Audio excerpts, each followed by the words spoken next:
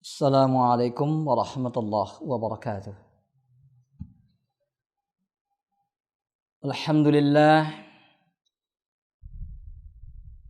Alhamdulillahilladzi la yukhibu rajiyahu wa la yaruddu da'iyah. Wassalatu wassalam ala Muhammadir Rasulillahi wa ala alihi wa sahbihi wa man wala. Asyhadu an la ilaha illallah wahdahu la syarika lah wa asyhadu anna Muhammadan abduhu wa rasuluhu alladzi la nabiyya ba'dah. Ya ayyuhalladzina amanu taqullaha haqqa tuqatih wa la tamutunna illa wa antum muslimun. Ya ayyuhan nasu taqu rabbakumul ladzi khalaqakum min nafsin wahidah wa khalaqa minha zawjaha wa batha minhuma rijalan katsiran wa nisaa'a. Wattaqullaha alladzi tasaaluna bihi wal arham innallaha kana 'alaikum raqiba. Ya ayyuhalladzina amanu taqullaha wa qulu qawlan sadida yuslih lakum a'malakum wa yaghfir lakum dhunubakum wa man yuti'illaha wa rasulahu faqad faza fawzan 'azima. Amma ba'du. Sahabat muslim dan muslimah yang dimuliakan oleh Allah Subhanahu wa taala dimanapun antum berada, mudah-mudahan Allah Subhanahu wa taala akan senantiasa melanggengkan keimanan dan ketakwaan kita kepada Allah Subhanahu wa taala, senantiasa memberkahi waktu demi waktu yang Allah anugerahkan kepada kita. Sahabat muslim dan muslimah yang dimuliakan oleh Allah, pada pertemuan sore hari ini insyaallah kita akan melanjutkan membaca dan mempelajari kitab Ad-Da' wad-Dawa' atau Al-Jawabul Kafi liman sa'ala 'anid dawa'isy syafi, karya fenomenal dari Syekhul Islam Qadhil Qudat Ibnul Qayyim Al-Jauziyah rahimahullahu taala. Pada pertemuan yang lalu kita sudah membacakan dan belajar bersama tentang hal yang berkaitan dengan salah satu di antara penentu atau salah satu di antara yang membantu terkabulnya doa. Ketika seorang hamba itu berdoa dengan menyebut al-asma'ul husna. Hadza minat tawassulil masyru'. Ini termasuk tawassul yang diperbolehkan, ya. Tawassul yang bukan menghadirkan selain Allah sebagai perantara untuk berdoa kepada Allah, tapi tawassul langsung dengan asma Allah Subhanahu wa taala. Dan kita sudah membahas tentang al-ismul a'zam. Ya, bahwasanya nama-nama Allah itu semuanya adalah azim. Kullu asma'illahi husna. Seluruh nama Allah itu adalah al-asmaul husna. Dan setiap asmaul husna itu azim, ya, memiliki kemuliaan, memiliki keagungan.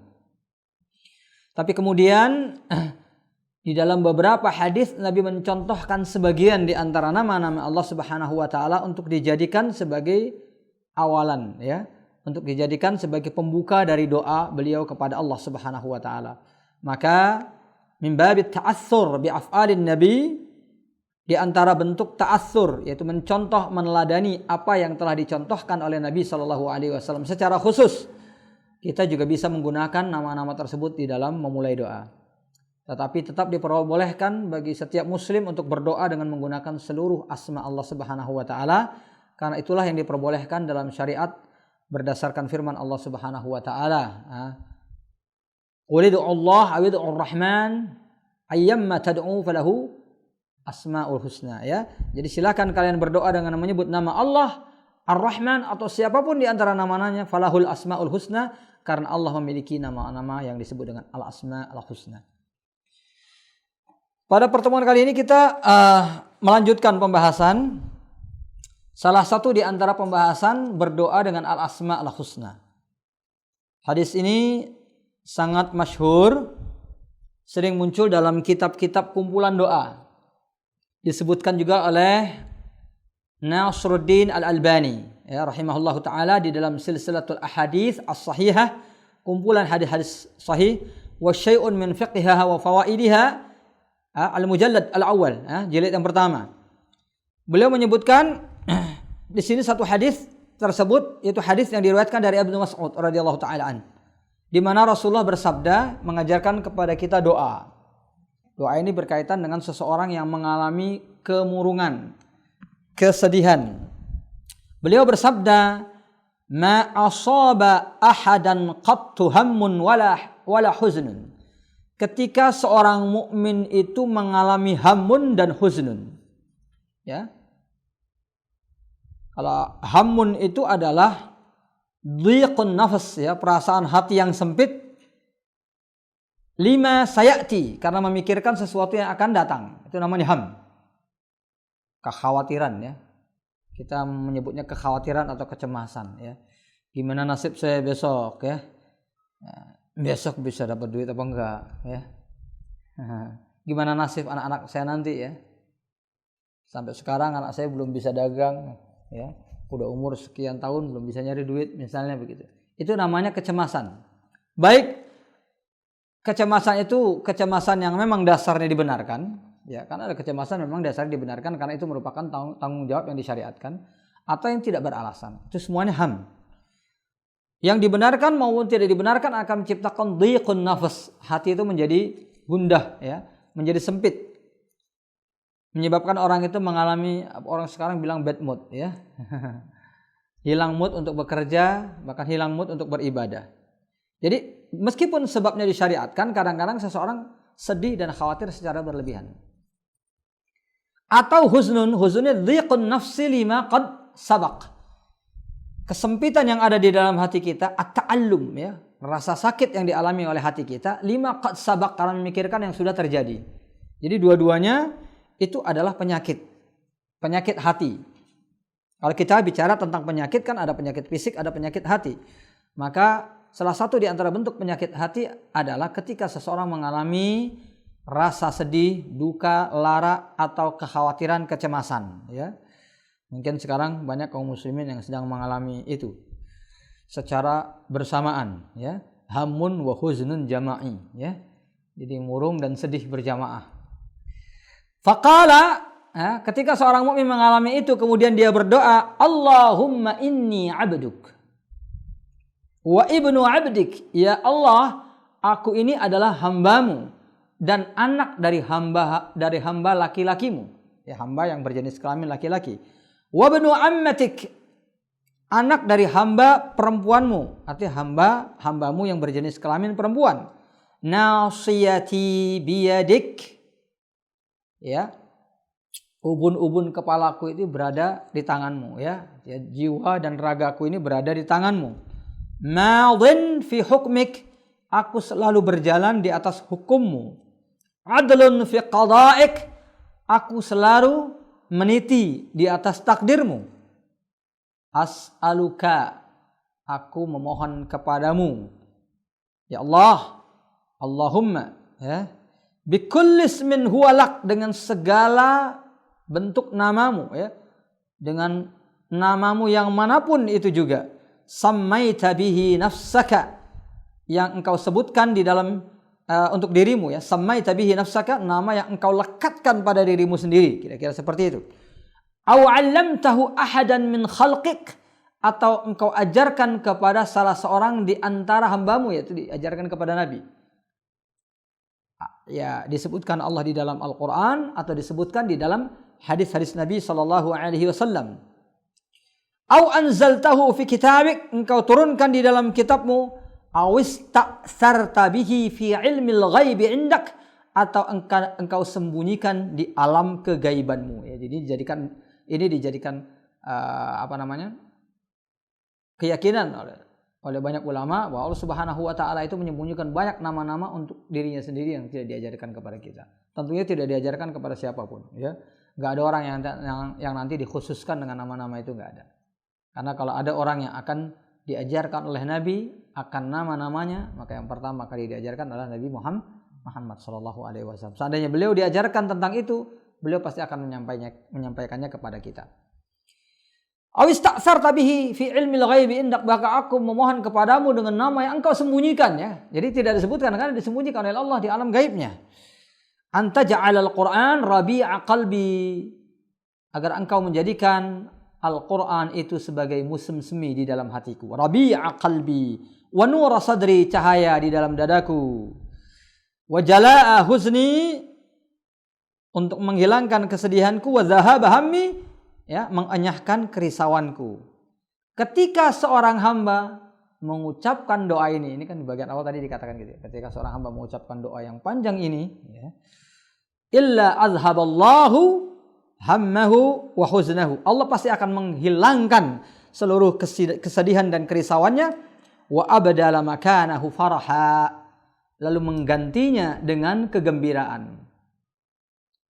Ya, faqil, lalu seorang sahabat yang meriwayatkan hadis ini yaitu Ibnu Mas'ud, atau ghairuhu, atau mungkin selain Ibnu Mas'ud, sahabat yang hadir pada waktu itu. Ala nata'allamuha, apakah kami selayaknya mempelajari doa ini? Qala bala, ya, yanbaghi liman sami'aha ay yata'allamaha. Siapapun yang mendengar doa ini maka dia selayaknya mempelajarinya. Jadi Syekh Al-Albani rahimahullahu taala itu menyebutkan ya dalam silsilatul hadis as-sahihah, ini termasuk doa yang sangat dianjurkan sekali untuk dipelajari. Jadi meskipun agak panjang, hafalkan ya. Hafalkan doa ini, kenapa? Karena yang namanya hammun atau husnun itu penyakit yang paling akrab dengan manusia. Ya, sekian banyak penyakit hati, itu yang paling akrab itu apa sih? Kan pasti kesedihan, kerisauan, ya kan? Ini yang selalu hadir, bahkan bisa jadi manusia setiap hari mengalami itu, meskipun dengan kapasitas beda-beda. Bahkan Nabi SAW saja mengalami berkali-kali dalam hidupnya. Bahkan Allah mengingatkan Nabi, la yahzunkal ladzina kafaru, jangan engkau sampai bersedih akibat ya, perbuatan orang-orang kafir. Bahkan ada satu tahun di masa kehidupan Nabi yang dinamakan dengan Amul Huzni, tahun penuh dengan kesedihan. Jadi kesedihan itu, kerisauan itu adalah hal yang wajar. Oleh sebab itu hadir paling banyak dalam kehidupan manusia. Sehingga kalau nggak hafal hadis ini, doa ini, itu rugi banget ya. Jadi ini salah satu di antara doa yang kalau kita baca dengan sepenuh hati, insya Allah akan menghilangkan kesedihan dan kerisauan. Kalau nggak hilang juga gimana? Ya kita kembali lagi kepada pembahasan ya, sebelumnya ya. Kenapa doa itu kok bisa diijabah dan bisa tidak diijabah? Kita kan sudah bahas kemarin tentang hal-hal yang mengijabah doa. Membaca Asmaul Husna, berdoa dengan Asmaul Husna itu salah satu di antara saja, di antara ijabatul doa ya. Waktu yang tepat, ya, kondisi hati yang yakin, dan banyak hal yang disebutkan dari awal pembahasan, itu hal-hal yang harus kita perhatikan agar doa kita diijabah. Nanti kita akan bahas lagi. Kemudian ini sengaja saya lompati. Kalau ada yang saya lompati itu berarti pembahasannya itu mukhtalafun fi ya, diperdebatkan di kalangan para ulama, atau hadisnya memang belum kita temukan ya. Belum kita temukan penjelasan yang menganggap sahih atau hasan hadis tersebut. Ya, bukan berarti Ibnu Qayyim Al-Jauziyah di sini menghadirkan hadis dhaif ya, ala amadin, dengan sengaja, tidak. Bisa jadi beliau tidak sengaja menghadirkan hadis tersebut oleh berbagai macam alasan yang kita nggak tahu ya. Kita berhusnuzon sebagaimana disebutkan oleh para ulama ya. Ini sengaja saya tegaskan ya, karena mungkin bagi teman-teman yang memegang buku kadang-kadang kok dilengkapin hadisnya, dilewatin gitu ya. Karena kalau kita bahas ternyata riwayat atau hadisnya itu tidak sahih ya, sulit kita mempertanggungjawabkannya.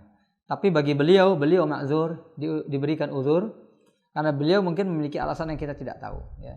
Sebagaimana dijelaskan oleh Syekhul Islam Ibnu Taimiyah dalam Raf'ul Malam 'anil A'immatil A'lam. Ya, jadi buku yang sangat luar biasa, itu cuma tipis saja ya.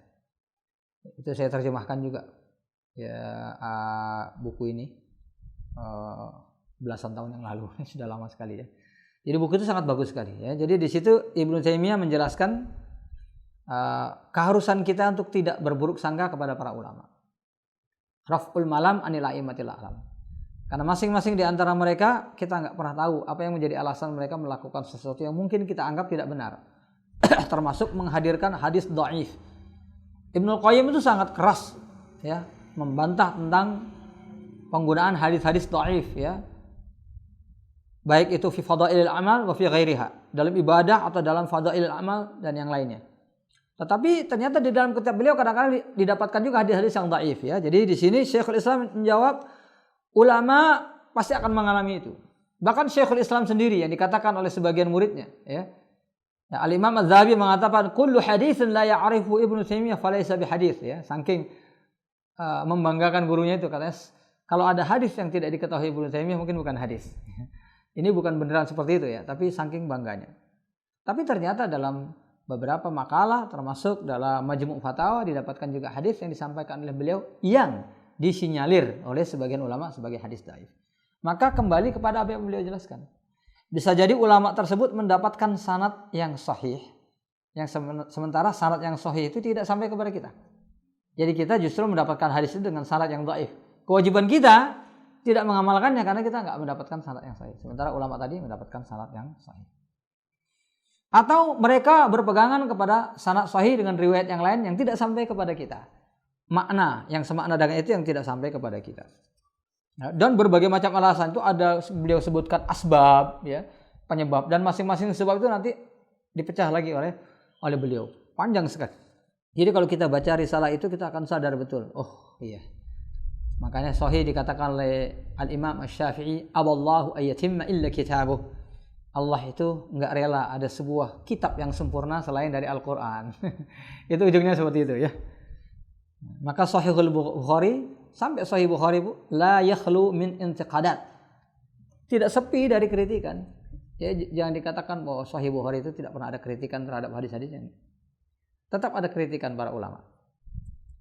Jadi kita kembali kepada pembahasan ini, maaf karena agak panjang nih saya lewatin ya. Langsung saya kepada pasal selanjutnya yang membahas tentang doa. Jadi setelah beliau membahas tentang berdoa dengan al-asmaul husna sebagai salah satu di antara penyebab doa itu dikabulkan oleh Allah. Beliau mengatakan begini. Min asrarid doa, di antara rahasia doa, wa katsirum ma najidu ad'iyatan. Seringkali kita mendapatkan wa katsirum ma najidu ad'iyatan. Seringkali kita mendapatkan doa-doa da'a biha qaumun yang digunakan sebagian orang. Fastujiba lahum, lalu kemudian ya diijabah oleh Allah Subhanahu wa taala.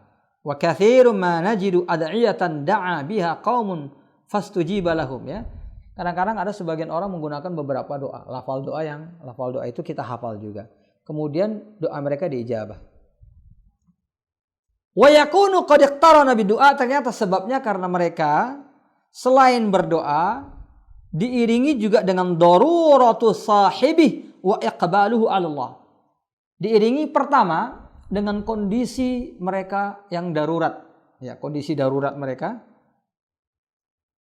Amma yujibul muttar idza da'ah, kita sudah bahas ya pada pertemuan yang lalu, bagaimana Allah Subhanahu wa taala akan menjawab, akan mengijabah doa orang yang berada dalam kondisi darurat, kondisi emergensi.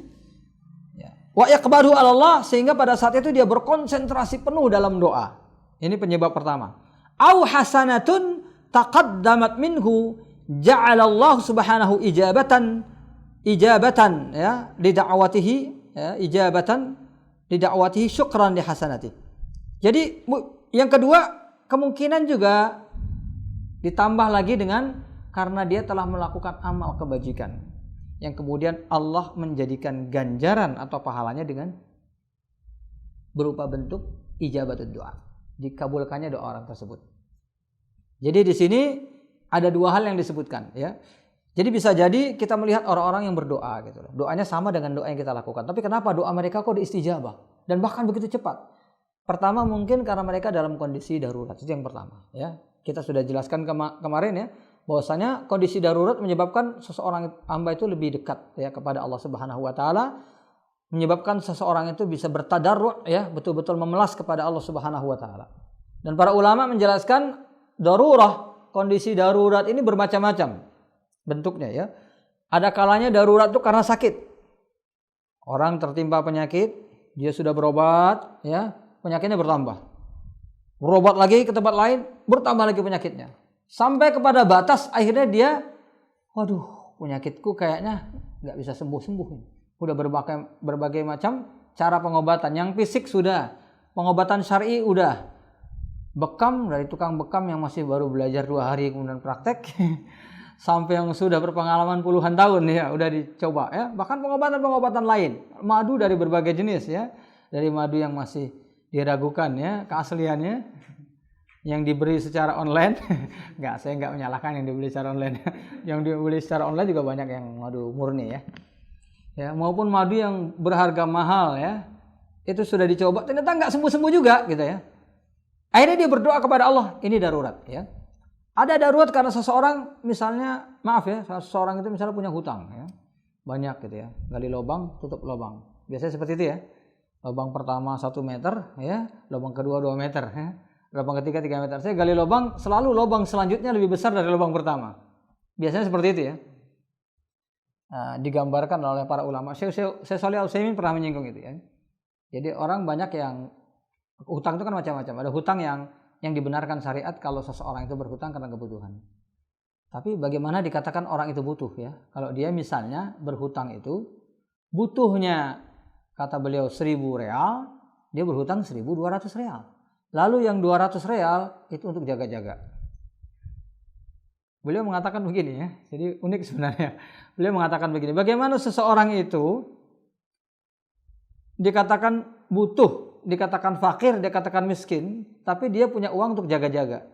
Yang namanya safety money, ya, uang untuk jaga-jaga itu kan biasanya milik orang-orang kaya, ya kan?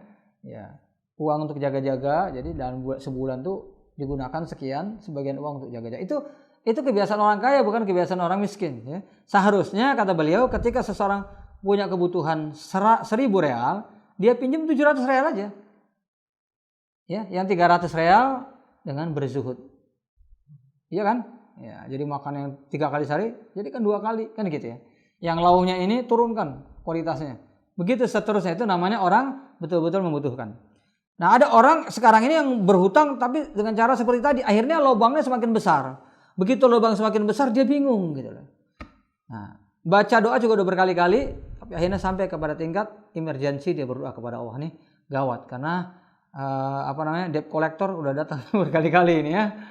Nah, setiap hari datang ya, akhirnya kemana-mana dia bingung, apalagi dalam kondisi sekarang ini ya, dia nggak bisa kemana-mana, gampang ketangkep sama debt collector. Wah, ini orang yang berhutang ini perlu doa yang sangat manjur ini ya, makanya itu menjadi kondisi darurat. Atau orang yang sedang bersafar ya. Nah, orang yang sedang bepergian yang kemudian kehabisan uang dan lain sebagainya, mau mendapatkan uang dari zakat, nggak ada orang yang dia kenal.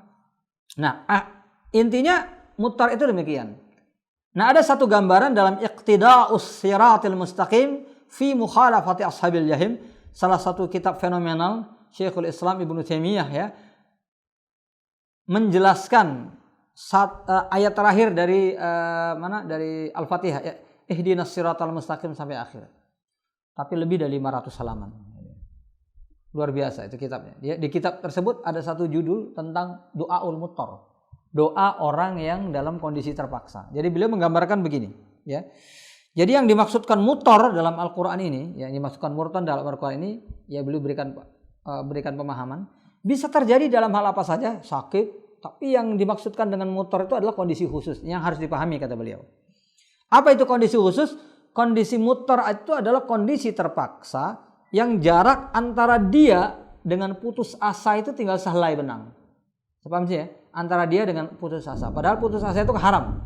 La tai'asu min rauhillah. Janganlah kamu putus asa terhadap rahmat Allah. Ya. Innahu la ya'asu min rauhillahi illal qaumul kafirun. Orang yang putus asa ya, min rauhillah dari rahmat Allah itu adalah orang-orang yang kafir. Jadi putus asa itu haram hukumnya. Nah, darurat itu adalah kondisi yang sudah dekat dengan putus asa. Salah dikit dia terjebak dalam dosa besar itu.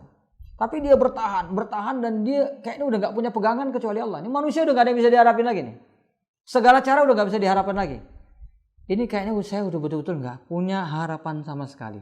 Tinggal harapannya Allah nih. Kalau dia salah bertingkah sedikit saja, mungkin dia terjebak dalam putus asa, bahkan mungkin terjebak dalam kemusyrikan. Itulah yang dinamakan dengan doa orang yang muttar. Jadi jadi muttar di sini, terpaksa di sini bukan keterpaksaan dalam pandangan manusia ya. Ya, terpaksa dalam pandangan manusia itu kadang-kadang terlalu remeh ya. Jadi ini putus asa yang disebut doanya akan sangat mustajab di sisi Allah Subhanahu wa taala. Karena pada saat itu orang udah enggak punya pilihan. Itu digambarkan oleh Dhunnun ya. Dzunun ada Yunus ya, Nabi Yunus alaihissalam, beliau mengatakan ya, jadi kondisi muttar itu ketika seseorang itu sudah mengabaikan segala sesuatu kecuali Allah. Mengabaikan segala sesuatu kecuali Allah. Maka pada saat itulah orang dikatakan muttar. Jadi bisa dipahami ya, mengapa itu mustajab. Jadi ini yang pertama ya. Ada orang-orang yang doanya mustajab, lafal doanya seperti yang kita baca sama, tetapi mereka diijabah. Pertama mungkin karena darurat. Yang kedua, karena adanya hasanatun taqaddamat minhu ja'alahu Allah Subhanahu wa taala ijabata da'wati syukran li hasanati.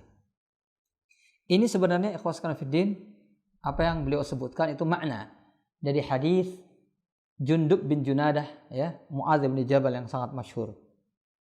Ya, jadi di dalam hadis tersebut diperintahkan ya oleh Nabi kepada Muadz bin Jabal ya, hadisnya sangat masyhur sekali ya, ittaqillaha haitsu ma kunta, bertakwalah kamu kepada Allah. Jadi apa yang disebutkan oleh beliau daruratul muttar ini ya, itu adalah kondisi ketakwaan orang yang betul-betul di ujung ketakwaan. Ketika orang tidak berharap kecuali Allah. Ya, ketika seseorang itu hanya ingat Allah satu-satunya sebagai penolong. Ini kan puncak dari ketakwaan seseorang kepada Allah Subhanahu wa taala. Jadi ittaqillaha haitsu ma kunta. Kita tahu ya di dalam ayat Al-Qur'an banyak disebutkan ya, may yattaqillaha yaj'al lahu makhraja, yang pertama diberikan kepada jalan keluar. Ya. May yattaqillaha yaj'al lahu min amrihi yusra. Yuhsin lahu ajra. Jadi ketika orang bertakwa itu yang susah dijadikan mudah. Persoalan yang kelihatan nggak ada jalan keluar, ada jalan keluarnya. Ya. Bahkan ditambahkan lagi dia akan diberikan pahala terbaik oleh Allah Subhanahu Wa Taala. Ittaqillah. Jadi ketika kita berdoa kepada Allah dalam kondisi kita paling bertakwa, kondisi kita ya, we are in the best condition of us. Bukan bertakwa di antara manusia, bukan paling bertakwa di antara teman-teman kita, bukan. Kondisi kita paling bertakwa dari seluruh kondisi kita yang ada, gitu loh. Puncak keimanan kita, puncak ketakwaan kita sendiri. Ittaqillah haitsu ma kunta. Ya. Ketika seseorang berada dalam ketakwaan, kan pasti Allah akan jadikan jalan keluar, ya. Maka doanya pasti akan mustajab. Ya. Ittaqillah haitsu ma kunta. Wa atbi'is sayyi'atal hasanata. Dan kalau kita melakukan keburukan, maka hendaknya kita menggantinya dengan kebaikan. Inilah yang dimaksudkan dengan hasanah di sini. Ya, jadi mungkin seseorang itu melakukan perbuatan baik. Yang saya maksud begini. Ya, yang saya maksud begini. Kenapa ini merupakan makna daripada hadis Muadz bin Jabal tadi? Karena seperti yang sudah kita bahas kemarin, salah satu di antara penghalang doa itu terkabul adalah karena kita banyak dosa, kan begitu? Jadi makanya setiap kita mau berdoa, kalau doa itu kita anggap paling penting sekali, yang harus kita ingat pertama kali dosa kita. Kita tertimpa musibah, tertimpa bala, tertimpa penyakit. Yang pertama kali kita ingat dosa kita dulu. Dosa-dosa kita ingat, karena dengan mengingat dosa-dosa kita, ya, maka Allah akan mengampuni dosa kita dalam kondisi bertakwa kepada Allah. Ya. Nah kemudian Allah mengajarkan kepada kita melalui lisan Nabi, kalau kita berbuat dosa, supaya dosa kita potensi diampuninya lebih besar, itu caranya bagaimana? Wa atbi'is sayyi'atal hasanah. Langsung kita berbuat baik. Nah, makanya kalau orang berdoa itu diimbangi dengan banyak sedekah, ya. Maka ketika kita tertimpa musibah, kita dianjurkan banyak bersedekah, berbuat baik kepada orang lain, ya. Kepada siapapun, kita bisa memberikan kebaikan dengan semua yang kita punya. Yang punya ilmu dengan ilmunya, yang punya harta dengan hartanya, yang enggak punya apa-apa dengan doa, ya. Apapun yang kita bisa, doakan siapapun yang selama ini dianggap banyak menyakiti kita, doakan hidayah buat mereka semuanya. Itu salah satu di antara wasilah, ya, salah satu di antara cara bagaimana kita mendapatkan doa yang mustajab. Wa atbi'is sayyi'atal hasanah. Dan kenapa hasanah di sini kita lebih artikan pada hasanah yang sifatnya kepada orang lain, karena itu yang dimaksud dengan hadis tadi. Wa atbi'is sayyi'atal hasanata wa khaliqin nas bi khuluqin hasan, karena di akhir hadis Nabi mengatakan pergaulilah manusia dengan cara yang terbaik. Jadi hasanah yang dimaksud di sini hasanah kepada orang lain. Apakah baca Quran, ya? Apakah zikir, salat malam tidak termasuk? Termasuk, tapi bagiannya lebih kecil. Yang lebih besar itu hasanah kepada orang lain, ya. Karena para ulama mengatakan, ya, al khairul muta'addi khairun minal khairil qasir. Kebaikan yang efeknya itu kepada orang lain itu lebih tinggi nilainya daripada kebaikan pada diri sendiri. Baca Quran banyak gak pahalanya? Falahu hasanatun wal hasanatu bi asyri amsalihha. Ya, satu huruf itu kebaikannya dilipat gandakan satu huruf, ya. Tetapi mengajarkan Al-Quran kepada orang lain itu lebih baik. Lebih tinggi pahalanya. Baca Quran banyak pahalanya, tapi mengajarkan orang baca Quran itu lebih besar lagi pahalanya. Khairukum man ta'allamal Quran wa 'allamahu. Karena dengan mengajarkan orang baca Quran, orang itu nanti mengajarkan lagi baca Quran, akan berapa banyak orang yang baca Quran di dunia ini dengan wasilah dari perbuatan kita, ya. Salat malam pahalanya besar apa enggak, ya? Puasa pahalanya besar apa enggak? Tapi akan lebih besar lagi orang yang mengajarkan orang tata cara puasa, mengajarkan pada orang lain tata cara salat, mengajarkan orang lain tata cara salat malam, bahkan sekadar mengajarkan kepada manusia tentang keutamaan puasa dan salat malam. Kita mengajarkan keutamaan itu, dengan itu banyak orang yang salat malam. Pahalanya semuanya ngalir kepada kita. Betul apa enggak? Iya. Kalau kita salat, ya paling pahalanya dari kita saja. Tapi kalau kita ngajarkan kepada orang lain, kadang-kadang kita nggak ngamalkan, ya, belum ngamalkan, bukan nggak ngamalkan, ya, tapi belum ngamalkan, atau kadang-kadang ngamalkan, kadang-kadang nggak. Tapi orang lain mengamalkan dan pahalanya akan mengalir kepada kita, luar biasa, ya. Jadi hasanah di sini yang dimaksudkan tadi. Kita kembali, ya, baca apa yang disampaikan oleh beliau. Banyak orang yang doa-doanya diijabah oleh Allah. Ternyata penyebabnya adalah kondisi dia dalam keadaan darurat, atau dia melakukan kebajikan yang kemudian Allah menjadikan pahalanya berupa ijabatul doa. Au sadafat waqta ijabah, atau pas dia berdoa, pas itu waktu istijabatid doa. Amdan am bi ghairin amdin. Bisa jadi sengaja, bisa jadi enggak. Ya, dan yang luar biasa adalah yang tidak sengaja, ya. Karena orang yang tidak sengaja itu dia berdoa kapan aja, ya. Karena dia berdoa kapan aja, tiba-tiba ketemu waktu istijabatid doa, ya. Tapi kalau orang biasanya cuman ngincar, ya, waktu istijabah doa, malah akhirnya lawang-lawang, betul, ya. Saya mau doa nih, konsisten antara azan dan iqamah itu susah.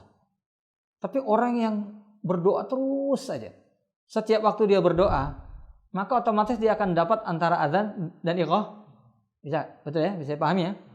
Jadi orang yang selalu berzikir, maka dia akan berzikir juga di waktu-waktu yang paling utama. Tapi orang yang ngejar waktu utama saja, itu akan sering kehilangan waktu tersebut. Jadi di sini sirru dzalik, rahasianya. Wa nahwu dzalika fa ujibat da'watuh.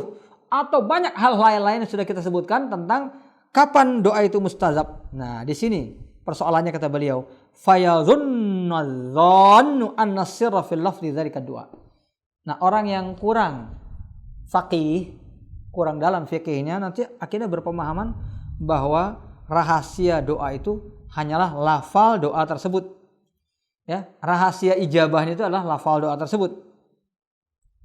Fayakhudhu mujaradan antil kal umur, maka yang dia ambil hanya doanya saja, sementara tidak disertai oleh hal-hal yang tadi, allati qaranathu min dzalika da'i, yang dilakukan oleh orang yang berdoa tadi. Jadi bisa paham di sini, ya. Doanya bukan tidak diajarkan, ya. Mengamalkan doa itu sendiri karena itu diajarkan oleh Nabi sudah berpahala. Tidak salah, tidak ada yang salah dengan mengambil doa itu. Tapi yang salah adalah ketika dia hanya menggunakan doa itu tanpa memperhatikan hal-hal lain yang menyebabkan doa itu diijabah dari orang tersebut. Jadi kita hanya ngikut perbuatannya secara zahir itu saja, tapi tidak mengikuti hal-hal yang lain. Ini sering saya sampaikan, ya, kepada banyak ikhwah, ya, sebagai pengingat untuk diri kita sendiri, gitu, ya.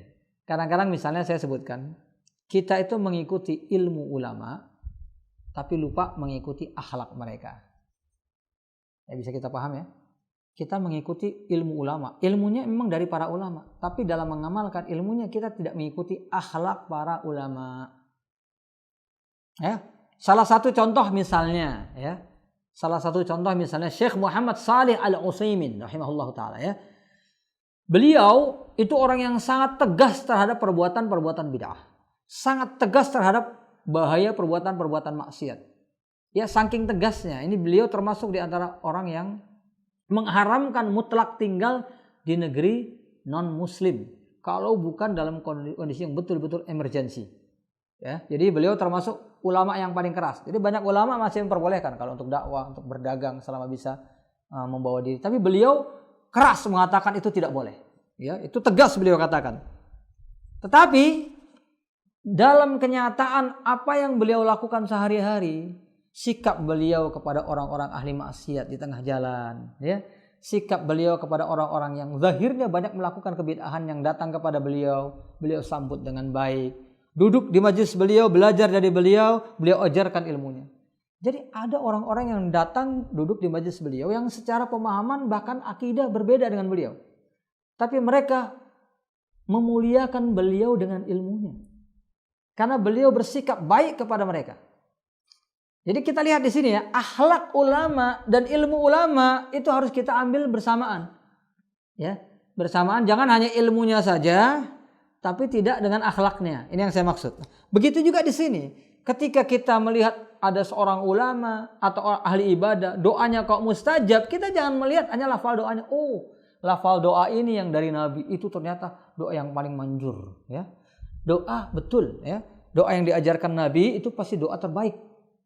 Tetapi, ada tetapinya, ada syarat-syarat terkabulnya doa yang dilakukan oleh orang-orang tadi yang tidak kita lakukan. Ya, bisa dipahami sini ya, ikhwah. Wa hadza kama idza ista'mala rajulun dawaan nafi'an. Ini beliau analogikan seperti ini, seperti orang yang menggunakan obat yang sangat manjur, dawaan nafi'an fil waqtil ladzi yanbaghi. Dia menggunakan obat yang manjur di waktu yang tepat. Alal wajhil ladzi yanbaghi, dengan cara yang tepat. Ini sudah kita sampaikan ya pada pertemuan yang lalu. Orang berobat menggunakan obat yang betul-betul manjur. Ya, waktunya tepat. Karena untuk menggunakan obat harus kita tahu kapan waktunya. Kemudian dengan cara yang tepat. Pokoknya semuanya sesuai dengan apa? Kalau orang sekarang yang terkenal itu protokol. Ya? Protokol keluar rumah, protokol ini lagi terkenal itu ya istilahnya. Ya, sesuai dengan prosedur protokol ya, protokol minum obat. Sesuai dengan protokol minum obat. Fantafa'a bihi, akhirnya obatnya betul-betul bereaksi. It works, ya. Betul-betul bereaksi. Fadhanna ghairuhu, tapi orang lain yang melihat dia minum obat tadi, fa ghairuhu anna isti'mala hadzal dawa bi mujarradihi kafin. Oh, ada orang lain yang melihat, oh ternyata obat ini manjur banget. Dia hanya menganggap bahwa kesembuhan itu dari kemanjuran obat ini saja. Fi husulil matlub fa innahu kana bidzalika ghalitan, maka dia salah. Wa hadza mawdi'u yaghlatu fi katsir minan nas. Ini adalah hal yang banyak disalahpahami oleh sebagian orang. Kita sering kan melihat ya, orang si fulan minum obat itu sembuh, pas kita minum enggak sembuh, gitu ya. Tidak, sering enggak seperti itu.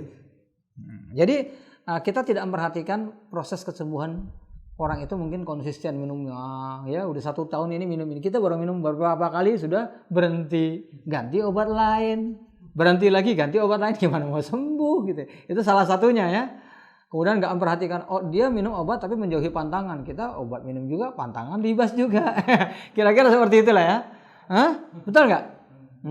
Iya kan ada orang ya. Saya juga di wilayah pekerjaan saya seperti itu ya. Ya. Seperti itu. Jadi banyak orang yang ingin misalnya tubuhnya itu cepat kurus ya, cepat langsing. Iya.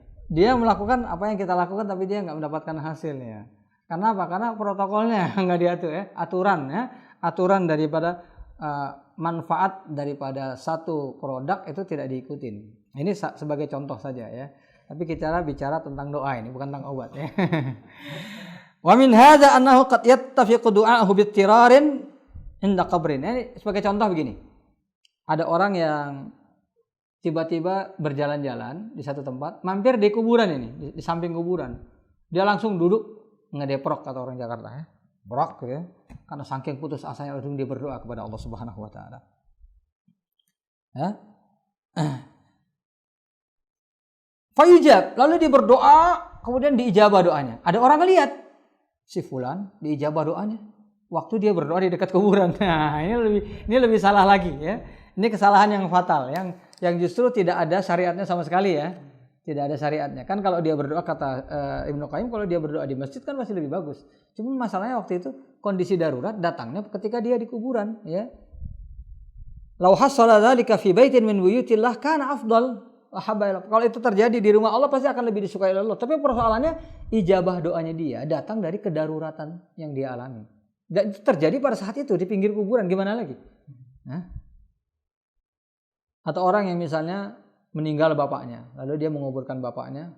Setelah dia menguburkan bapaknya, saat itu juga dia merasa dirinya orang sebatang kara, gitu kan gitu ya, nggak punya siapa-siapa lagi. Lalu dia berdoa kepada Allah, berikanlah aku rezeki yang baik. Karena pada waktu itu dia sudah menganggap nggak ada lagi nih yang bisa nolong dia nih, ya.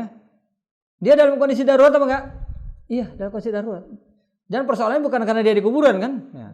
Nah, ini yang sering dikatakan oleh banyak orang, ya. Nah, di sini ada penjelasan beliau lagi yang menarik, ya. Jadi ini sudah kita bahas sebagiannya sebelumnya. Wal ada'iyatu wat ta'awuzat, semua bentuk doa, semua bentuk ta'awuzat, ya. Ta'awuzat itu setiap doa yang diawali dengan a'udzu. Maksud a'udzu bi kalimatillahi tammah min syarri ma khalaq. U'idzuka bi kalimatillahi tammah, ya, min kulli syaitanin wahamah wa min kulli ainin lamah. Dan doa-doa yang seperti itu. Pokoknya doa yang diawali dengan a'udzubillah, ya. A'udzu bi kalimatillah itu namanya ta'awuzat, semuanya doa. Setiap doa dan ta'awuzat bimanzilatis silah, itu diumpamakan oleh beliau seperti senjata. Was-silahu bidharibih la bihaddihi faqat. Yang namanya senjata itu menjadi ampuh kerjanya itu karena orang yang menggunakannya, bukan semata-mata karena tajamnya senjata tersebut, ya. Kalau bahasanya apa? Dunia persilatan. Ya, ini sebagai contoh aja ya. Tapi ungkapan itu sebenarnya ungkapan Ibnu Qayyim sama, karena beliau ini hidup di masa-masa dahulu, ya, di mana peperangan masih sering terjadi. Jadi dunia perang itu sudah menjadi wilayah kebiasaan mereka pada waktu itu. Jadi kalau ngomong tentang senjata ya pasti masuk banget lah, ya. Kalau di kalangan orang-orang ahli bela diri andai katakan, ya, senjata yang biasa di tangan seorang pendekar, dalam tanda kutip, ya, jangan diambil maknanya, ya, yang dikdaya, ya. Pokoknya pendekar yang betul-betul ahli dalam bela dirinya itu akan bekerja laksana senjata pusaka, ya, istilah mereka begitu. Jadi artinya senjata pusaka itu apa? Ya, maksud senjata pusaka ini bukan yang dijampe-jampein, bukan, ya. Itu kan pemahaman orang yang memahami secara khurafat, ya, secara tahayul. Artinya senjata itu kan dibuat dengan cara bermacam-macam, ya. Bahan dasarnya itu macam-macam. Ada bahan dasarnya itu asal-asalan, ya. Asal logam, ya.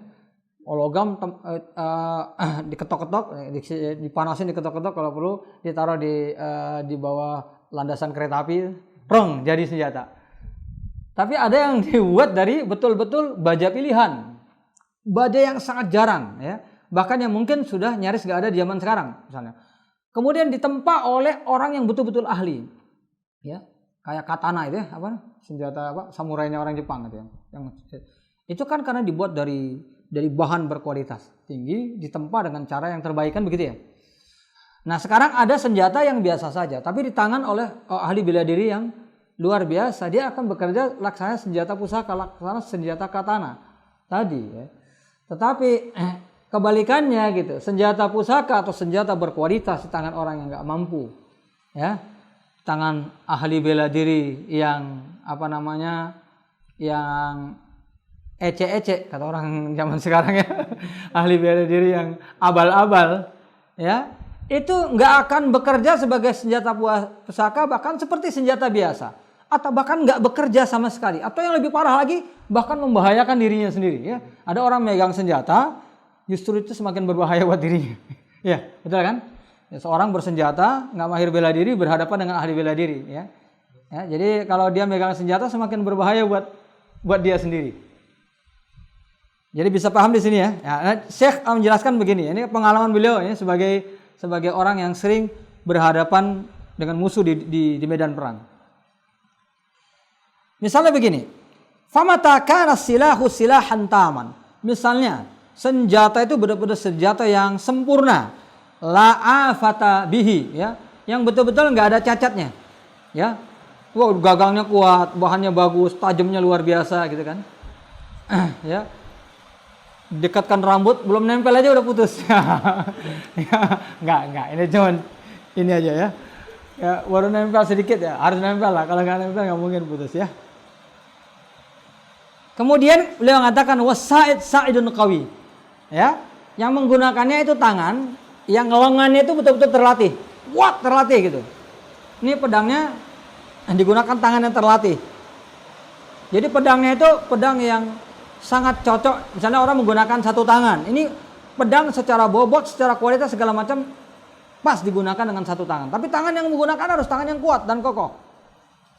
Wal mani'u mafqud, tidak ada hal yang menghalangi. Ya, yang menghalangi itu apa? Misalnya dalam kondisi gelap gulita, ya, gitu kan? Atau misalnya musuh ternyata punya jurus yang lebih ampuh, gitu ya. Atau musuh menggunakan turs, apa namanya? Tameng ya, kita enggak, gitu ya. Jadi dia bisa nusuk kita seenaknya, sementara kita nggak bisa nusuk dia seenaknya, kan gitu ya. Nah, jadi harus ada hal-hal tersebut. Hasalat bikin nikayatu fil adu, akan ampuh untuk menghancurkan musuh. Kira-kira seperti itu. Wa ma tatakhallafa wahidun min hadhihi tsalah, tapi kalau salah satu di antaranya itu enggak dimiliki seseorang, enggak berlaku. Wah, orangnya mahir segala macam, senjatanya tumpul, ya. Ya, benar-benar senjata tumpul atau malah senjatanya ya senjata abal-abal gitu ya. Maunya musuhnya itu mati malah cuma benjut-benjut. Betul ya? Karena senjata. Atau senjatanya emang ampuh tapi tangannya nggak kuat ya, baru ngangkat senjata, baru dibeset sabetkan ke kanan, senjatanya lepas. Ya kan? Nah, jadi ikhwan fillah yang dimuliakan oleh Allah Subhanahu wa taala, ini sebagai contoh sebenarnya ya. Jadi contoh beliau unik ya. Mungkin agak sedikit lucu ya. Ya. Fa idza kana ad-du'a fi nafsihi ghairu salih. Maka demikian juga dengan doa. Ada doa yang doanya itu sendiri memang nggak pas, nggak tepat gitu loh. Bagaimana kita sebutkan kemarin. Kita berdoa tapi doanya itu mengandung qati'atur rahmin, ismun. Ada dosa, ada unsur memutus silaturahim. Dosa kayak kita bilang kemarin ya, kita mau minta ilmu. Minta ilmunya itu bagus gitu loh. Tapi tujuannya yang salah. Mau minta ilmu kepada Allah untuk ngalahin orang dalam debat, mau minta ilmu dari Allah ya untuk supaya dianggap pinter ya. Ini kemarin habis debat di Facebook kalah ya. Mau nuntut ilmu lebih banyak lagi biar besok masuk lagi dengan ilmu baru lagi. Bahaya ini ya. Ini sekarang ini banyak orang yang trennya kayak gitu. Ngaji ya, tapi kerjanya debat mulu di mana-mana ya. Akhirnya bukan memberikan dakwah yang baik tapi menciptakan kekisruhan ya. Jadi ini salah satu di antara contoh. Doanya emang nggak benar gitu loh. Bukan isi doanya yang nggak benar, tapi niat yang salah. Bisa jadi akhirnya menjadi doa yang tidak benar. Atau memang doanya nggak bagus gitu. Doanya minta orang lain jadi sakit, orang lain ditimpa musibah misalnya seperti itu. Padahal dia orang yang saleh, orang yang bertakwa kepada Allah. Mungkin nggak sengaja dia berbuat salah sama kita. Akhirnya tidak Allah kabulkan doa tersebut. Ya. Atau tidak baiknya misalnya karena kita egois misalnya. Tidak turun hujan ya Allah, turunkan hujan selebat-lebatnya sekarang ini juga ya Allah. Karena kita berkepentingan sama hujan. Nah, ternyata di sini banyak pedagang yang kalau hujan mereka nggak bisa jualan. Jadi doa kita kalah sama doa mereka, kan gitu ya. Ternyata yang membutuhkan doa tidak turun hujan lebih banyak daripada yang turun hujan. Bisa kan? Bisa. Atau kita minta, ya Allah jangan turunkan hujan hari ini ya Allah, saya mau mengadakan resepsi pernikahan misalnya. Iya.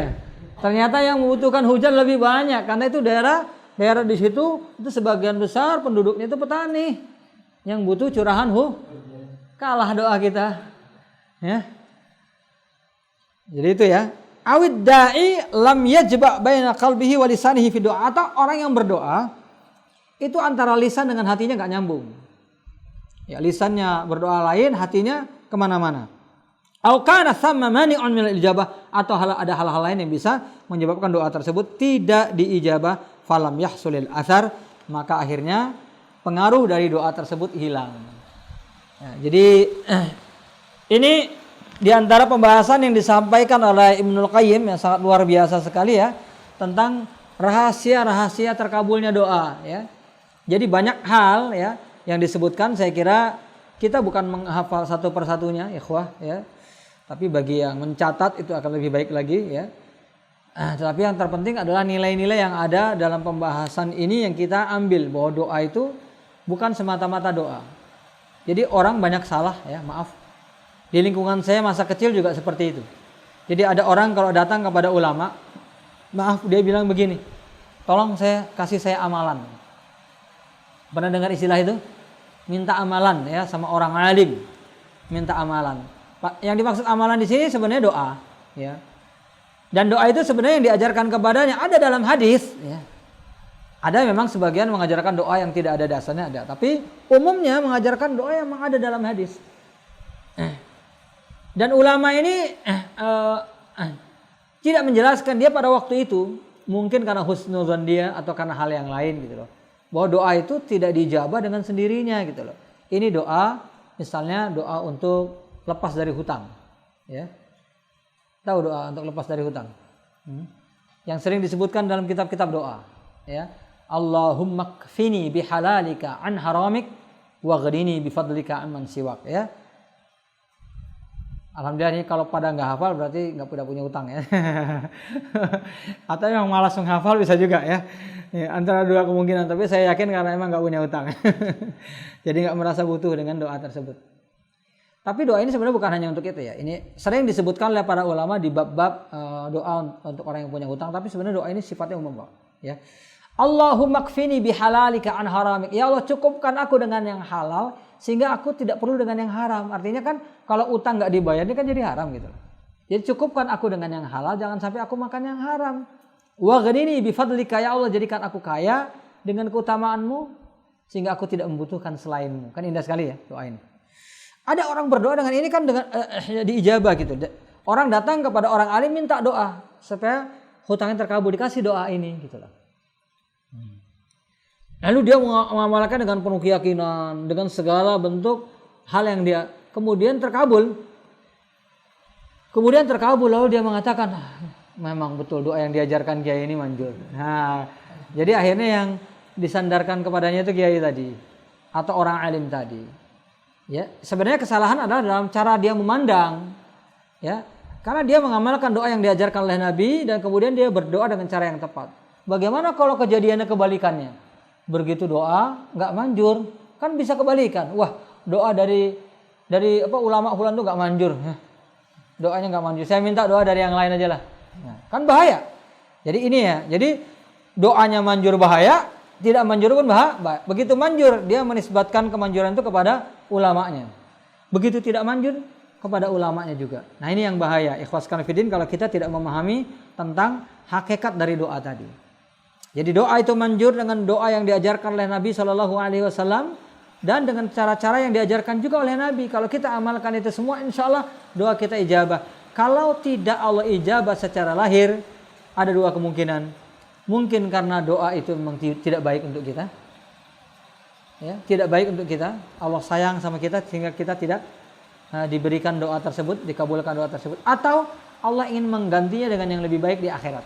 Allah biarkan tidak terijabahi di dunia, tapi Allah ijabahi berlipat-lipat di akhirat nanti. Wa hadza sya'nu auliyaillah, ya, al-muqarrabin. Kalau Syekhul Islam Ibnu Taimiyah mengatakan ini kondisi para wali-wali Allah yang udah sangat tinggi sekali tingkatnya. Jadi wali-wali Allah itu kan kalau sudah dekat kepada Allah, itu kalau doa kan dikabulkan, ya, sebagaimana doa la yazalul abdu yataqarrabu ilayya bin nawafil, seorang hamba akan mendekatkan diri kepadaku dengan ibadah-ibadah sunnah hatta uhibbah, sampai aku mencintainya. Fa idza ahbabtuhu kuntu sam'ahu alladhi yasma'u bih. Kalau aku mengabulkan kalau aku mencintainya, ya, kuntu sam'ahu, aku akan menjadi pendengarannya, artinya membantu pendengarannya. Wa basarahu alladhi yubsiru bih, membantu penglihatannya. Wa yadahu allati yabtashu biha, akan membantu tangannya ketika dia memukul. Wa rijlahu allati yamshi biha, membantu kakinya ketika berjalan. Wala in sa'alani la utiyannahu, kalau dia meminta kepadaku akan aku berikan. Wala in ista'adzani la u'idzannahu, kalau dia minta perlindungan akan aku beri perlindungan. Jadi kalau wali-wali Allah itu sudah dicintai Allah, doanya akan mustajab. Tapi kemudian Syekhul Islam menjelaskan, namun ada wali-wali Allah yang lebih lagi lebih tinggi lagi tingkatnya dari itu. Di mana sebagian di antara doanya atau bahkan banyak di antara doanya yang tidak dijabah oleh Allah di dunia, dan mereka tidak merasa susah. Mereka sudah bertamattu, senang dengan berdoa sebagai ibadah. Tidak dikabulkan kepada Allah, mereka tidak bersuudzon kepada Allah. Karena Allah mau menyimpan pahalanya di akhirat nanti. La haula wala quwwata illa billah. Itu ya yang disampaikan oleh beliau. Kemudian beliau masuk kepada pembahasan lain. Insya Allah kita akan bahas bagian awalnya saja, karena pembahasan ini sangat panjang ya. Beliau wahahuna soalun masyhur ya. Ini pembahasan lain. Ini pembahasan tentang orang yang mencoba yang salah dengan mengorelasikan antara doa dengan takdir. Jadi ini bicara tentang apa? Tentang pemahaman manusia dalam takdir, tapi terkait dengan doa, ya. Hahuna soalun masyhur. Nah, di sini ada sebuah pertanyaan. Ini pertanyaan atau pernyataan itu agak syubhat di sini, ya. Ya. Jadi annal mad'u bihi in kana qad qaddara. Orang ini mengatakan begini, kalau isi doa itu memang sudah ditakdirkan, misalnya kita berdoa mau sembuh nih, kalau itu memang sudah ditakdirkan, lam yakun buddun in kana qad qudira lam yakun, kalau ditakdirkan maaf tidak terjadi, misalnya seorang berdoa mau sembuh tapi takdirnya tidak akan sembuh, lam yakun buddun min wuqu'i, maka sampai kapanpun nggak akan terjadi. Da'a bihil abdu aw lam yad'u, orang itu berdoa atau nggak berdoa sama aja. Ini kata orang tersebut ya. Kalau emang takdirnya enggak terjadi, ya udah, doa enggak doa kan sama aja, ya. Wa in lam yakun qad quddir lam yaqa. Wa in lam yakun qad quddir lam yaqa, sa'un kana sa'ul habdu aw lam yakun. Ya, jadi kalau sesuatu itu emang tidak akan ditakdirkan, tidak akan terjadi, minta atau enggak minta enggak akan dilakukan. Tapi kalau terjadi, takdirnya terjadi, enggak doa pun pasti terjadi. Kata mereka begitu. Fadhanna ta'ifatun sihhata hadzal su'al. Sebagian di antara orang menganggap pertanyaan atau dalam tanda kurung pernyataan. Ini lebih cocok pernyataan sebenarnya. Pernyataan ini benar. Oh iya ya, kalau dia takdirkan berarti doa enggak doa kan sama aja. Akhirnya fatarakat ad-du'a wa qalat la faidata fi. Akhirnya dia enggak berdoa sama sekali dan mengatakan doa itu enggak berfaedah. Nah, ini sebenarnya merupakan pemahaman dari Al-Jabriyah. Ya, pemahaman Jabriyah yang mengatakan bahwa doa segala macam itu enggak ada gunanya, ya. Karena segala sesuatu sudah ditakdirkan oleh Allah. Ini Jabriyah. Ya, Jabriyah itu orang-orang yang mengatakan al-mu'minu mujbarun ala fi'lihi muhkamun alaihi bihi la ikhtiyara lahu wa la iradah. Seorang mukmin itu sudah dipaksa untuk melakukan apa yang sudah ditakdirkan oleh Allah Subhanahu wa taala. Sehingga enggak ada ikhtiar bagi dia, enggak ada iradah, enggak ada keinginan bagi dia. Doa enggak doa itu enggak ada ininya. Jadi Jabriyah itu keyakinannya begitu, dan Jabriyah itu ada tingkatan macam-macam ya. Jadi kalau orang mengatakan orang Qadariyah itu lebih kurang ajar dari Jabriyah, itu sebenarnya enggak sepenuhnya benar. Jadi keyakinan dalam takdir itu kan ada 3. Yang di tengah-tengah keyakinan Ahlus Sunnah wal Jamaah. Ya, yang mengatakan bahwa segala sesuatu ditakdirkan, takdir telah ditulis oleh Allah Subhanahu wa taala, dan Allah juga menciptakan amal perbuatan sebagai asbab. Ya, yang melakukannya pasti akan mendapatkan apa yang dia inginkan insyaallah dengan izin Allah, ya. Lalu titik pertemuan yang paling tepat itu susah kita pahami karena itu bukan masalah kita. Masalah kita bukan memahami takdir, tapi kita yakini takdir itu telah ditetapkan, dan kita juga yakin bahwa kita dianjurkan ikhtiar untuk berusaha. Itu Ahlus Sunnah wal Jamaah. Sehingga meyakini dua-duanya, ya. Sementara Qadariyah yang mengatakan Allah qadar, enggak ada, takdir itu enggak ada. Tidak ada takdir. Nah, Qadariyah ini ada 2, makanya saya katakan ini sebagai pembuka. Yang disampaikan oleh beliau ini kebanyakan tentang Jabriyah bukan Qadariyah, ya. Karena mereka dalam banyak hal lebih kurang ajar dari Qadariyah. Nah, kita sebutkan dulu Qadariyah ya supaya ringkas kita bisa paham letak kekurang ajaran mereka itu di mana gitu ya. Qadariyah itu mengatakan bahwa Qadar itu ada 2. Ya, jadi ada 2 tingkatan. Jadi mereka ya tingkatan yang paling kurang ajar yang mengatakan bahwa Allah tidak mengetahui apa yang akan kita berbuat. Jadi baru tahu ketika kita sudah berbuat. Ini yang paling kurang ajar ya. Nah, jadi ketika kita sudah melakukan sesuatu, barulah Allah tahu.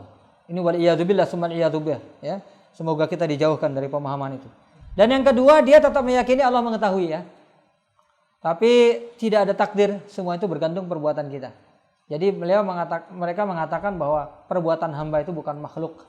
Perbuatan hamba itu tidak diciptakan oleh Allah Subhanahu wa taala. Jadi manusia berbuat sendiri apa yang mereka lakukan. Ya, takdir itu hanya mengikut apa yang kita perbuat, ya. Tidak ada takdir di sisi Allah. Tidak ada takdir sama sekali. Pokoknya mutlak, semuanya bergantung perbuatan kita. Itu kekurangan ajaran dari Qadariyah. Kurang ajar memang, ya. Tapi Jabriyah kelihatannya itu kebanyakan Jabriyah ini kan kebanyakan ahli ibadah. Beda dengan Qadariyah, ya. Jadi Qadariyah ini kelihatan sombong karena mereka menganggap perbuatan mereka lah yang masukkan mereka ke dalam surga. Itu orang Qadariyah. Tapi orang Jabriyah ini kelihatannya tawadu. Tawadunya gimana? Mereka pasrah, ya. Pasrah gitu bahwa perbuatan mereka itu sudah ditakdirkan oleh Allah, ya. Tetapi mereka masuk dalam kekurangan ajaran yang nggak tanggung-tanggung juga, gitu loh. Ya, sampai misalnya mereka itu menuduh binatang itu Qadariyah, ya. Ada sejarahnya itu, ya. Hudhud, ya.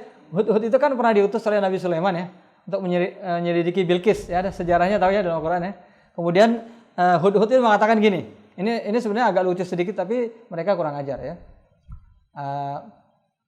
Hudhud ini mengatakan, "Inni wajadtuha wa qaumaha ya'buduna, ya, yasjuduna min dunillah." Ya. Aku mendapatkan Ratu Bilqis dan kaumnya itu bersujud kepada selain Allah. Jadi mereka bersujud kepada selain Allah. Qad zayyana syaitanu a'malahum. Setan telah menghiasi amal perbuatan mereka. Maka orang Jabriyah mengatakan gini, ini burung hudhud ini kayaknya akidahnya Qadariyah. Karena mereka mengatakan yang menghiasi amal perbuatan mereka itu bukan Allah tapi setan. Kalau kita mengatakan, ya, kalau kita, ya. Jadi sampai burung hudhud aja dituduh Qadariyah. Ini kan gila ini, ya. Sudah gila sekali. Kurang ajar sekali mereka itu, ya. Jadi Al-Quran dijadikan permainan. Jadi hudhud sendiri itu dianggap pemahamannya Qadariyah, ya. Hudhud. Jadi nggak benar hudhud ini. Jadi apa yang disebutkan dalam Al-Quran ini cerita yang nggak benar tentang hudhud. Dan yang lebih kurang ajar lagi ketika mereka bercerita tentang iblis. Jadi iblis kan disuruh sujud sama Adamnya. Kemudian Allah ma mana'aka alla tasjud. Allah bertanya kepada iblis, kenapa kamu enggak bersujud kepada Adam? Kan iblis menjawab dengan jawaban, ya, khalaqtani min nari wa khalaqtahu min, kan aku engkau ciptakan dari api, engkau menciptakan dia dari tanah. Enggak mau aku. Jadi karena takabur. Kata orang Jabriyah ini, lau kuntu hadiran, kalau saya hadir pada saat itu. Wah, ini kurang ajar banget ini, ya. Laqultu mana'tahu. Aku akan berkata di hadapan Allah, engkau ya Allah yang telah menciptakan iblis untuk nolak. Jadi bukan iblis yang menolak. Jadi iblis ini kata mereka itu salah jawab. Nah, jadi dengan mengatakan begitu salah jawab. Seharusnya iblis bilang, engkau ya Allah yang buat aku nolak. Kalau enggak kau takdirkan, kau kurang ajar sekali. Kurang ajar apa enggak? Jadi Jabriyah ini sebenarnya dalam banyak hal lebih kurang ajar, ya, dari Qadariyah. Nah, lebih kurang ajar dari Qadariyah.